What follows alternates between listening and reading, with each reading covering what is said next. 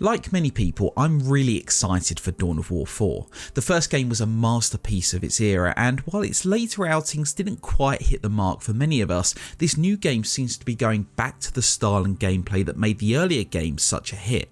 Notably, the devs are focused on building a really strong single player story, which will then serve as the foundation for a vibrant multiplayer community down the line. I think that's the right approach, and that story is looking even more exciting now we know that Lionel Johnson and his Dark Angels will be appearing in the campaign. In some ways, it's not too surprising. The Primarchs are very much at the heart of Warhammer 40k's story, and it's fair to assume that at least one of them would make an appearance in such an anticipated game.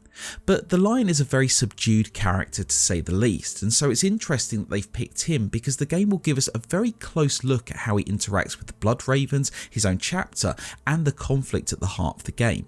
That's a really big thing, and while it's quite high stakes, they could get it wrong after all. It's a very cool and interactive way to peel back some of the mystery behind this particular Primarch.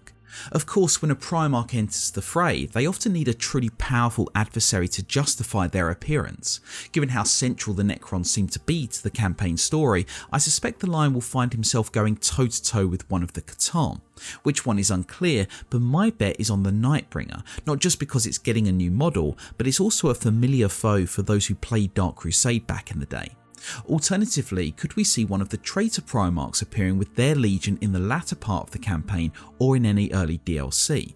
Again, it's possible, and I think of all the options, Thorgrim would make a great opponent for the Lion, given how well the former's exuberant personality will clash against the latter's quiet stoicism.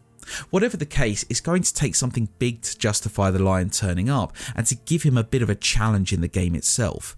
I'm keen to hear what you think that could be and what you're most excited for when it comes to Dawn of War 4. Let me know in the comments.